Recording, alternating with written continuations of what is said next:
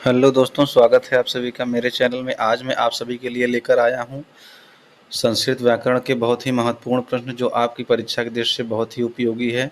तो वीडियो को लास्ट तक देखिएगा और हमारे वीडियो को लाइक और चैनल को सब्सक्राइब जरूर करिएगा। तो चलिए शुरू करते हैं। अष्टाध्यायी के प्रथम सूत्र का नाम क्या है? दोस्तों हमारा पहला सवाल है, अष्टाध्यायी के प्रथम सूत्र का नाम क्या है? दोस्तों अष्टाध्यायी के प्रथम सूत्र का नाम क्या है? वृद्धिरादैच। क्या है दोस्तों? वृद्धिरादैच। इस प्रश्न का बी ऑप्शन सही होगा। दोस्तों बहुत इंपॉर्टेंट सवाल है। अष्टाध्यायी के प्रथम सूत्र का नाम है वृद्धिरादैच। इस प्रश्न का बी ऑप्शन सही हो जाएगा। आगे देखते हैं, माहेश्वर सूत्रों में ह वर्ण की आवृत्ति कितनी बार हुई है? दोस्तों माहेश्वर सूत्र बहुत ही इंपॉर्टेंट सवाल है। दोस्तों माहेश्वर सूत्रों में ह वर्ण की आवृत्ति कितनी बार हुई है? दोस्तों कितनी बार हुई है? 2 बार। कितनी बार आवृत्ति हुई दोस्तों? 2 बार हुई है माहेश्वर सूत्र में ह वर्ण की आवृत्ति। इस प्रश्न का बी ऑप्शन सही हो जाएगा। आगे बढ़ते हैं, अक प्रत्याहार के अंतर्गत कौन से वर्ण आते हैं? तो दोस्तों अक प्रत्याहार के अंतर्गत कौन से वर्ण आते हैं? ये वाला अ, ई, उ, री। ये दोस्तों ये पांचों वर्ण अक प्रत्याहार के अंतर्गत आते हैं। इस प्रश्न का ए ऑप्शन सही हो जाएगा। आगे बढ़ते हैं, पितृधन आकृति की शुद्ध संधि क्या होगी? दोस्तों पितृधन आकृति की शुद्ध संधि क्या होगी? पित्राकृति। क्या होगी दोस्तों? पित्राकृति। इस प्रश्न का ए ऑप्शन सही हो जाएगा। आगे बढ़ते हैं, नायक पद में कौन सी संधि प्रयुक्त है? तो दोस्तों नायक पद में कौन सी संधि प्रयुक्त है? ने धन अकह। इसका विच्छेद हो जाएगा दोस्तों ने धन अकह। ने धन अकह। ने धन अकह, इसका संधि विच्छेद हो जाएगा। तो दोस्तों इसमें ए धन अ बराबर आ हो जा रहा है। ठीक है दोस्तों, ने धन अक नायक, तो इसका सही उत्तर हो जाएगा दोस्तों अयाधि संधि। क्या हो जाएगा दोस्तों? अयाधि संधि। इस प्रश्न का सी ऑप्शन सही हो जाएगा। ठीक है दोस्तों, इस प्रश्न का सी ऑप्शन सही हो जाएगा। आगे बढ़ते हैं, उपगंगम में कौन सा समास है? तो दोस्तों उपगंगम में कौन सा समास है? अव्ययी भाव समास है। कौन सा समास है दोस्तों? उपगंगम में अव्ययी भाव समास है। इस प्रश्न का सी ऑप्शन सही हो जाएगा। आगे बढ़ते हैं, भूत बलि पद का सही समास विग्रह क्या होगा? दोस्तों भूत बलि पद का सही समास विग्रह क्या होगा? भूतेभ्यः बलि। क्या होगा दोस्तों? भूतेभ्यः बलि।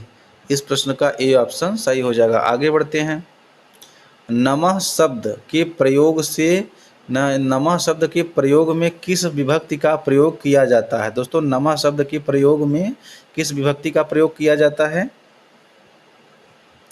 चतुर्थी विभक्ति का प्रयोग किया जाता है। किस विभक्ति का दोस्तों? चतुर्थी विभक्ति का प्रयोग किया जाता है नमः शब्द में। इस प्रश्न का सी ऑप्शन सही हो जाएगा। आगे बढ़ते हैं,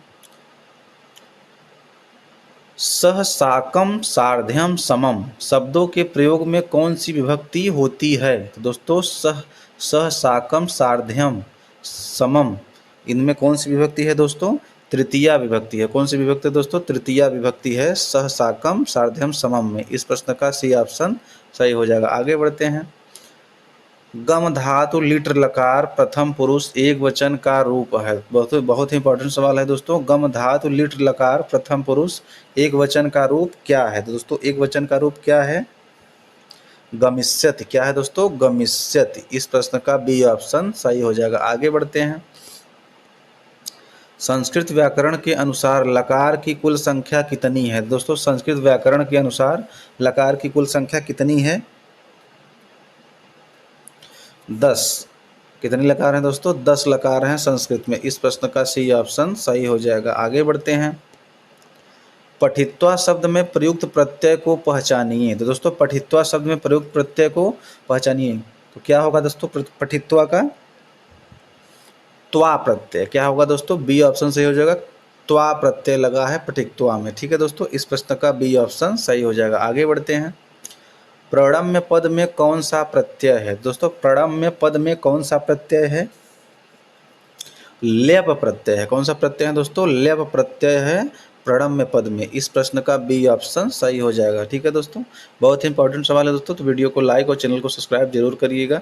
आगे बढ़ते हैं, निम्नलिखित में से शुद्ध वाक्य का चयन कीजिए। दोस्तों इनमें से कौन सा वाक्य शुद्ध है उसका चयन करना है। तो दोस्तों इनमें से कौन सा शुद्ध वाक्य है? ते पुस्तकम पठन्ति। क्या होगा शुद्ध वाक्य दोस्तों? ते पुस्तकम पठन्ति, यही सबसे शुद्ध वाक्य है। इस प्रश्न का सी ऑप्शन सही हो जाएगा। आगे बढ़ते हैं। शतम संख्या को हिंदी में क्या कहते हैं? दोस्तों शतम संख्या को हिंदी में क्या कहते हैं? 100। क्या कहते हैं दोस्तों? शतम को 100 कहते हैं। इस प्रश्न का बी ऑप्शन सही हो जाएगा। आगे बढ़ते हैं। षष्ठी है संस्कृत संख्या का गणितीय मान क्या है? दोस्तों षष्ठी है। दोस्तों इसका षष्ठी मतलब क्या हो जाएगा? 60। षष्ठी मतलब क्या हो जाएगा दोस्तों? षष्ठी मतलब 60 हो जाएगा। इस प्रश्न का सी ऑप्शन सही हो जाएगा। आगे बढ़ते हैं।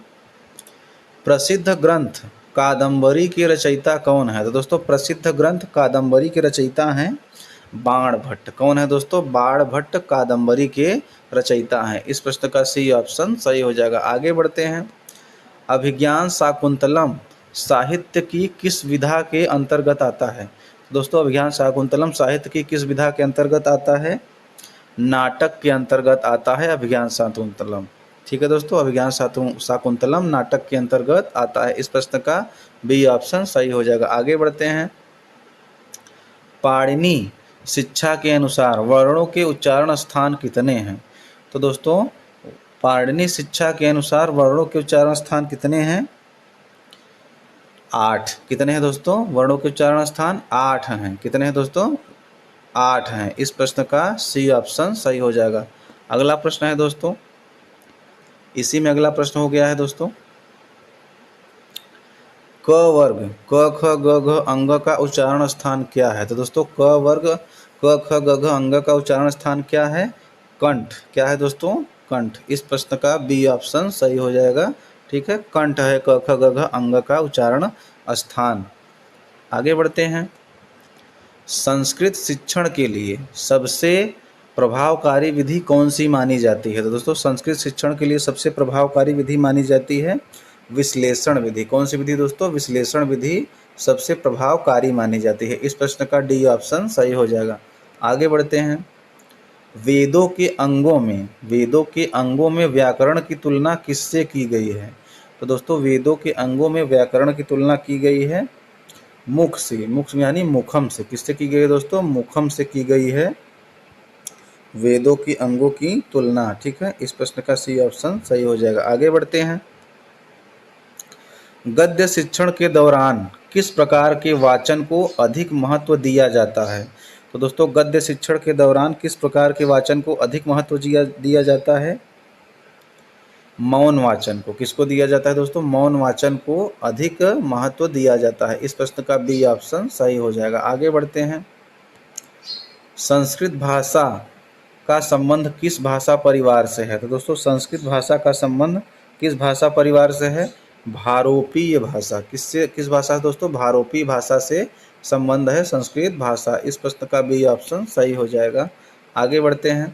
प्रत्याहारों की सामान्यतः स्वीकृत कुल संख्या कितनी है? तो दोस्तों प्रत्याहार, दोस्तों ध्यान से देखना प्रश्न, प्रत्याहारों की सामान्यतः स्वीकृत कुल संख्या कितनी है? दोस्तों प्रत्याहार की संख्या है 42। कितने प्रत्याहार थे दोस्तों? संस्कृत में 42 प्रत्याहार हैं। इस प्रश्न का बी ऑप्शन सही हो जाएगा। आगे बढ़ते हैं। वीडियो में लास्ट तक बने रहिएगा दोस्तों, क्योंकि बहुत ही इंपॉर्टेंट सवाल हैं। अगला प्रश्न है, संस्कृत में आयोगवाह वर्णों की संख्या कितनी है? तो दोस्तों संस्कृत में आयोगवाह वर्णों की संख्या कितनी है? 4। कितनी है दोस्तों? 4 आयोगवाह वर्ण हैं। इस प्रश्न का सी ऑप्शन सही हो जाएगा। आगे बढ़ते हैं। ए और अय वर्णों का उच्चारण स्थान क्या है? तो दोस्तों ए और अय वर्णों का उच्चारण स्थान क्या है? कंठ तालु। क्या है दोस्तों? कंठ तालु। इस प्रश्न का ए ऑप्शन सही हो जाएगा। ठीक है, आगे बढ़ते हैं। संस्कृत व्याकरण में बाह्य प्रयत्न कितने प्रकार के बताए गए हैं? तो दोस्तों संस्कृत व्याकरण में बाह्य प्रयत्न 11 प्रकार के बताए गए हैं। कितने प्रकार के दोस्तों? 11 प्रकार के बताए गए हैं संस्कृत व्याकरण में बाह्य प्रयत्न। कितने प्रकार के दोस्तों? 11 प्रकार के। इस प्रश्न का सी ऑप्शन सही हो जाएगा। आगे बढ़ते हैं। व वर्ण का उच्चारण स्थान क्या है? तो दोस्तों व वर्ण का उच्चारण स्थान क्या है? दंतोष्ठम क्या है दोस्तों? दंतोष्ठम है व वर्ण का उच्चारण स्थान। इस प्रश्न का ए ऑप्शन सही हो जाएगा। आगे बढ़ते हैं।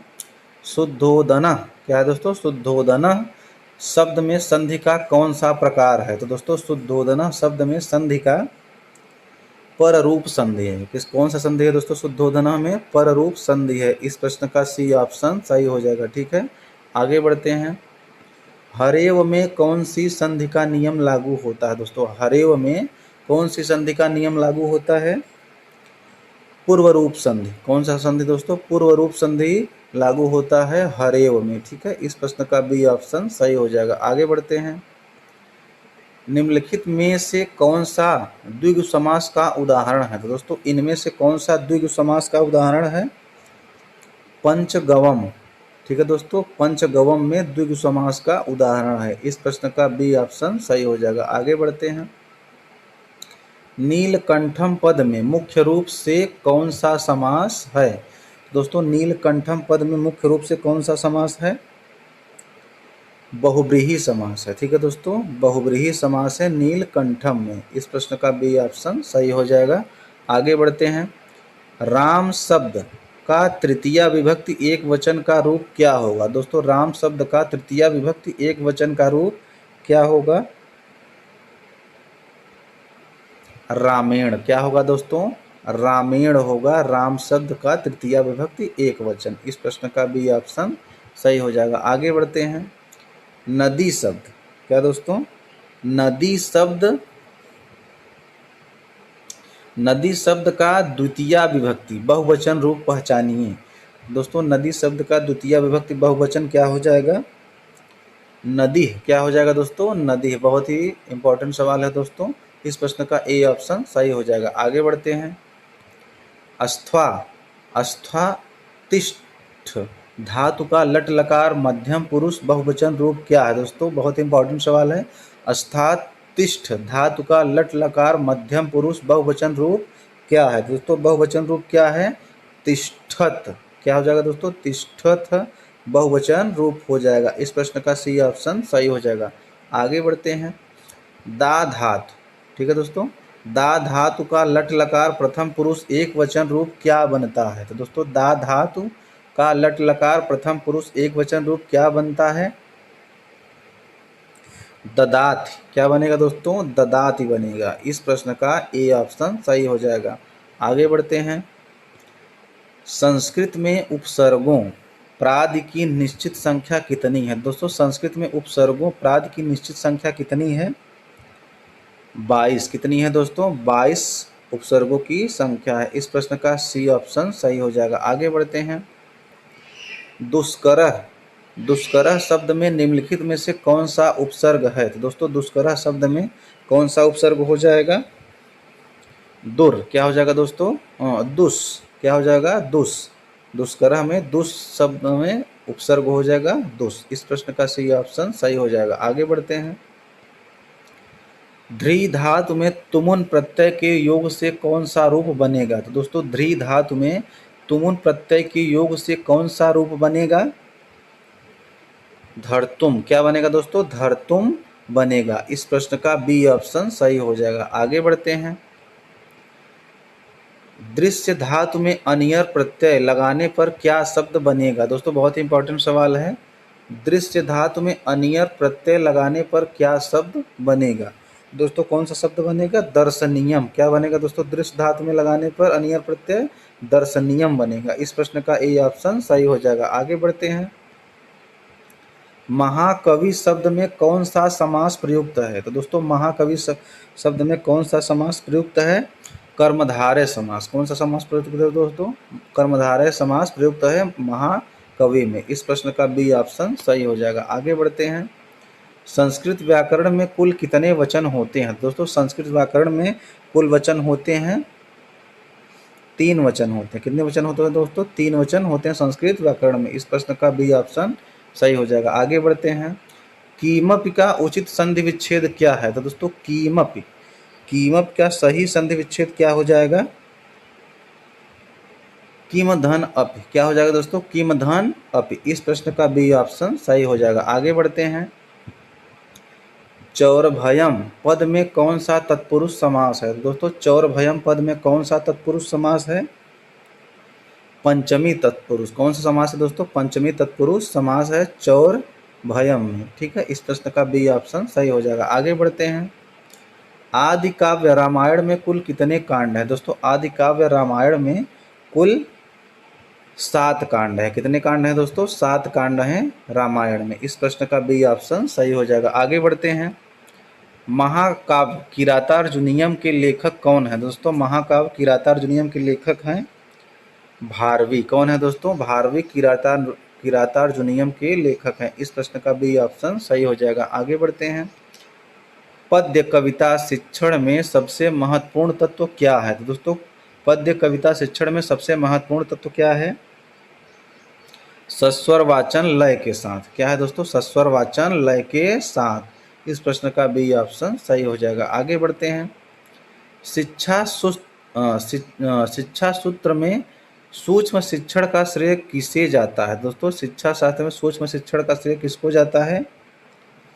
D.W. एलन को। किसको जाता है दोस्तों? D.W. एलन को जाता है सूक्ष्म शिक्षण का श्रेय। इस प्रश्न का ए ऑप्शन सही हो जाएगा। हमारा लास्ट प्रश्न है दोस्तों, आगमन विधि में शिक्षण का प्रवाह किस दिशा में होता है? तो दोस्तों आगमन विधि में शिक्षण का प्रवाह उदाहरण से नियम की ओर होता है। क्या है दोस्तों? उदाहरण से नियम की ओर होता है आगमन विधि में शिक्षण का प्रवाह। इस प्रश्न का बी ऑप्शन सही हो जाएगा। ठीक है दोस्तों, इसी के साथ हमारे सभी प्रश्न समाप्त होते हैं। अगर ये सभी प्रश्न आपको अच्छे लगे हों तो वीडियो को लाइक और चैनल को सब्सक्राइब जरूर करें। आप सभी का बहुत बहुत धन्यवाद। आपका दिन शुभ हो। जय श्री राम। राधे राधे।